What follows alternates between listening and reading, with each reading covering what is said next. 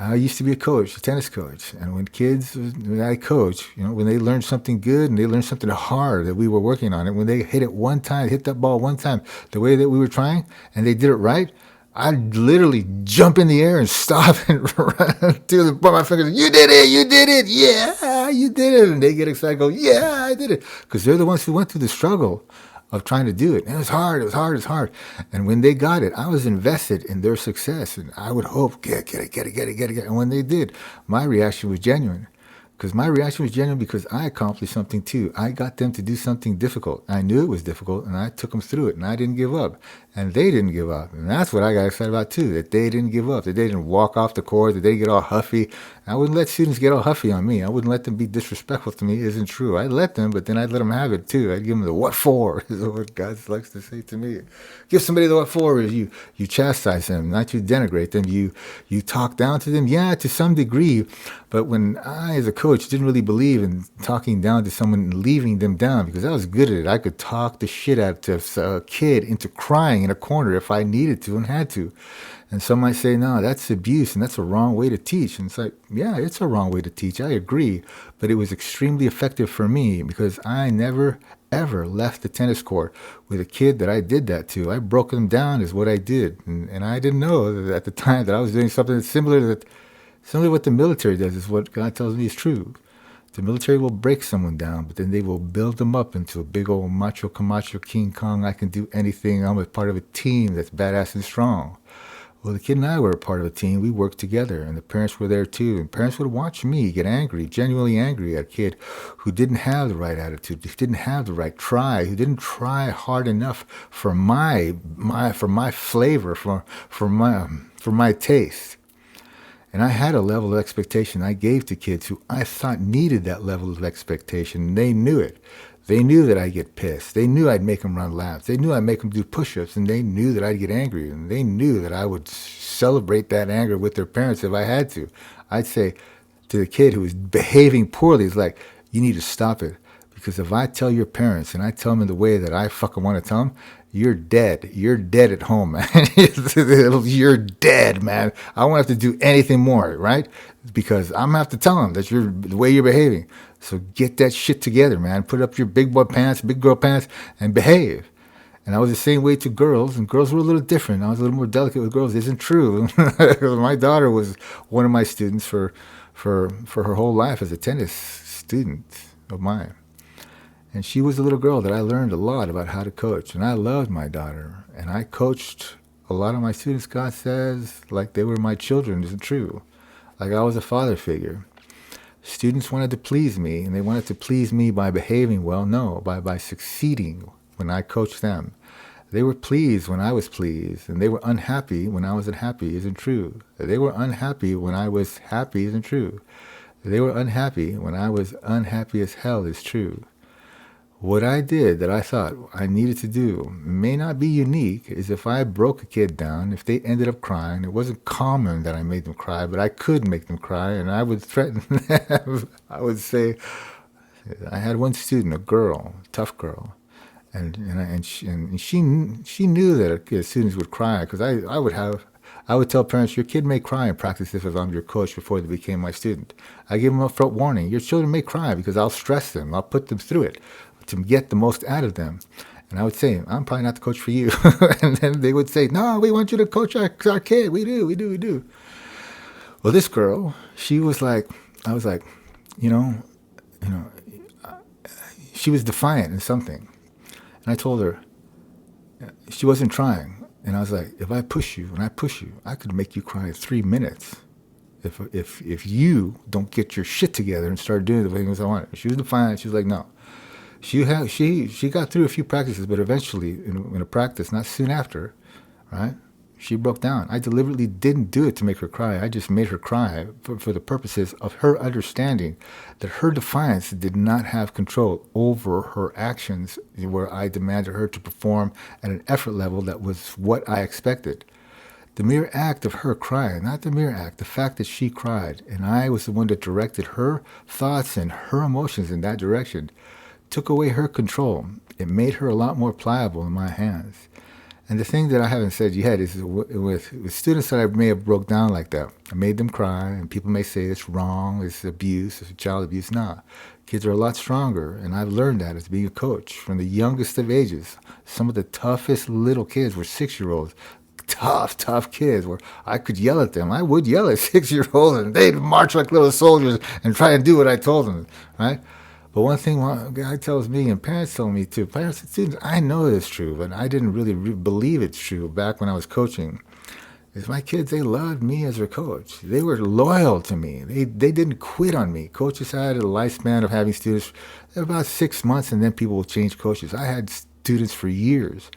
I had students from 6 years old to 10 years old. I had students from 8 years old to 15 years old. It's probably true, yeah. And I had a student I had from about 10 years or 11 years old all the way till 18, 19, 20, 21. Kept him for a long time. And he was a student that loved me, and I love him because I grew up with him and he grew up with me. So what happened? But I was a part of his life. And that's a unique experience of the way that I coach. I garnered loyalty, it's true. I had loyalty in parents, and I'm the guy who was lucky to have it. And so the point that I'm trying to make about if I break someone down, and I broke someone down, right, they'd cry and they'd feel bad and they'd feel like they were failing because they were failing. And the reason that they got to cry on them is they're the ones who were failing. And so they needed that moment, and I know it worked. And then what I would do is once they got to that point, I wouldn't pause. I would change the timbre. Timbre is right? I changed the tone of the practice now. I would encourage them more. No, I would focus more on them succeeding. And as they succeeded a little bit more, because their effort would increase, more than not, the effort would increase. And the effort increase ended up getting them better results little by little in that practice. And as they improved, I would encourage, I would point out, you're succeeding. Don't you quit. You're succeeding. Don't you quit. And I was harsh, but I was fair, and I was stern, and I was not a Russian coach who would drive kids into the ground. It isn't true. I would. Kids would throw up, and kids would cry, and kids would defy me, and they wouldn't admit how much they wanted to quit. They didn't want to admit how much they hated me. Some hated me, but they loved me too. So I had them for years. And the point I'm trying to make is a kid would not leave the court without feeling like they were 10 feet tall if I had to do that. Is it true? I made them feel loved and cared about, and I made sure that they understood that they were somebody that mattered by the time that practice when they cried ended. I would celebrate them in some way where I made sure that they didn't feel like who they were was the cry. They weren't that. They were the kid that cried. They were the kid that didn't give up when they cried. They were the kid that stepped up.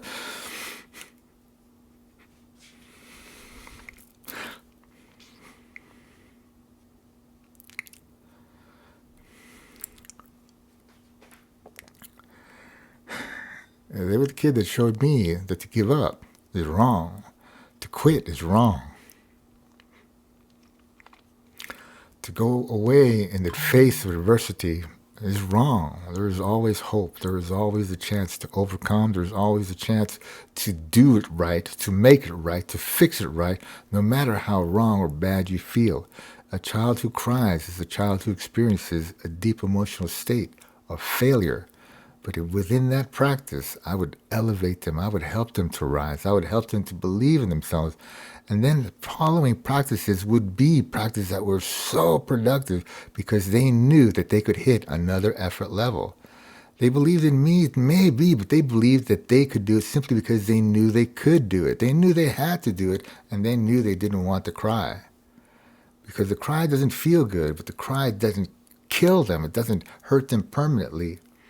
And people who are parents know that a part of being a parent, and I wasn't their parent, yeah, but I was a coach who was entrusted by parents who would watch me do this with their children and who'd sit there, and some I had to push back and I had to wave away. It's like, no, they need to go through this. And they trusted me enough that they let their kid go through it with me. They trusted me enough to do that. To me, I didn't know that that was a big deal. I just didn't want the parents to interfere because I knew it was an important moment when a kid cried. I knew it was a significant moment. They got to a moment where now I could, if I could turn it right, if I could move it right, right, that kid is going to try harder. That kid is going to be better if I can do it, if I can do it right. It was an opportunity for me to help to shape them, and I knew it, to mold them into something better that they believed was better already. No, that I knew was already in them. See, when I had students, I always tried to make a point of finding something that I believed in them. And I believed, and I carried that belief onto the court, and I carried belief through the practice. And if I lost that belief in anybody, it was rare, because I would always yell at students. I would always get them to move their feet. I would always freaking surprise them, scare them. I did something called surprise balls. I'd be sitting there having a conversation like we're having a break, and they're on the baseline, and I'm with the hopper on the same side of the court. And I'm having a conversation, then I'd freaking toss a ball into the air, just out of nowhere. Right? And I'd yell really loud, surprise ball! This is what I would say. And the kids would, like they were tased. No, they were just surprised, and they'd have to run to the ball. And I'd toss the ball high, and then I would toss the ball high, and then I'd say it. The ball was already in the air. And they didn't see the ball go because they'd be looking away when I did it. I think I remember doing that. And so they had to look for the ball, scan for the ball. And then they had to sprint to where the ball was. The ball could bounce, but it could not bounce twice. And if the ball bounced twice, you were a loser. So you had to run a lap. All right? The kids didn't hate that. They loved that. And I don't know why. I don't know why. It caused them to panic. Yeah. But then when they got it, some of the kids were like, yeah. And it was just out of the blue. It was a break in the practice. No, it was a break in the flow of the practice is what God tells me is right. And I love that I could do that. And I didn't know what I could do. I could sit with a student and have the most productive practices without hitting balls, just inspiring them to believe in themselves. And I dealt with students they had difficult times themselves. They had difficulties in schools. And an important thing that I thought was important to do was I'd ask a student before the practice, so how was your day? How was school today? What did you do? Just a brief conversation. And that always seemed to help engage them a little more. Because they'd tell me something, and if it was a tough day, I'd quickly find out. Because as students trusted me, they sometimes would, console. They would confer with me. they would seek my counsel. Or they would divulge their family secrets. Not really true. They would just say how they felt it, and students would arrive when their parents were mad at them in the car, and it was something familial, something about family that they a family thing. That was none of my business, and it was a powerful thing. And then when that happens sometime, I say this. If I liked to do what I do, then I do it with a passion. Then I do it with a flavor that is me, that is mine. And my flavor is to be someone who's passionate about, about what I do. And if I do it well, then I know that what I do well, I can share with other people well too. And if people share what I do, then they can share what they see that they think is well to share as something that others can also share in too. When we can share something that we do well with someone else, and we can inspire others, we can definitely inspire others to try something that maybe they were thinking of trying, or they hadn't thought of trying, or maybe they knew but didn't remember that they did it, and then they got reinforced by somebody emphasizing the importance of it in something they did. And they could try it too, bring it back from when before they had put it away in their mind as something that was worth doing. And then it went away as something that was effective, maybe because they changed course on something and started to do something different. The old ways can still work. That worked for you before is true. And they may be limited in how much they can help you grow, but they can be the things that you try once more, and then you can take it in a different direction, because with different eyes and a different time that's passed and a different person that you are with different experiences, you may get to the point where you think you're growing with that old way, and you are. But then you're like, how can I grow further? And maybe you abandoned that old way because you didn't figure out a way to grow further. But because of time, because of you changing as a human being, because of you looking at life in different ways and challenges in different ways, you've learned things, new tools, and you may look at a new way, a further way that you didn't realize you would see, not until you got to that same point where you may have abandoned that old way. That old way would become the doorway to a new, better way is true. And if you try old ways, and old ways can still be better ways, not because they're better for now, but because they're better to do what can be a change down the road. If you bring an old way and use it in a new state, a new time, or a later time than what its time was before, and then you get to that point where you decide what to do because the old way took you to the same point where it was no longer something valuable. But then you can jump off into a better way, a different direction, but in a higher way that old way helped get you to. Old ways are old ways that we can still use and still have value and still can give to others and ourselves as a way to challenge no one other than the people around us, yes, and to ourselves, maybe yes, because we all have knowledge that we know works. We're all here because stuff that we've done works. And when we work what we know works, we can do far more than trying to do things that we think might work because they're new ways. New ways can work, but the old ways that do work are the old ways that can be what works better in the time being until the new way becomes a better way than the old way can be.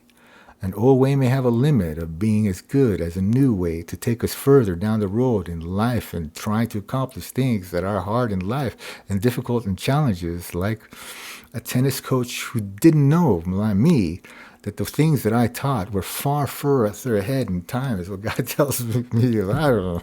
He tells me that I did things with biomechanics and technique that were ahead of their time. And if they're ahead of their time, they were only ahead of their time because God permitted me to see how to teach them. He's the one who gifted me some of the things that I taught students, that I taught. I taught them things called continuous motion. We had all kinds of terms. Continuous motions, breaking the glass. Supination is not an uncommon one. Supination is so that we use supination as in a certain way. And if I did coaching good, it's like I didn't do it good enough to keep doing it. No, I could still do it now, and I can still make a buck doing it, but it isn't what I choose to do and how I choose to direct my life. Now I serve God, saying things like this, like you can do it, you can do it, you can do it.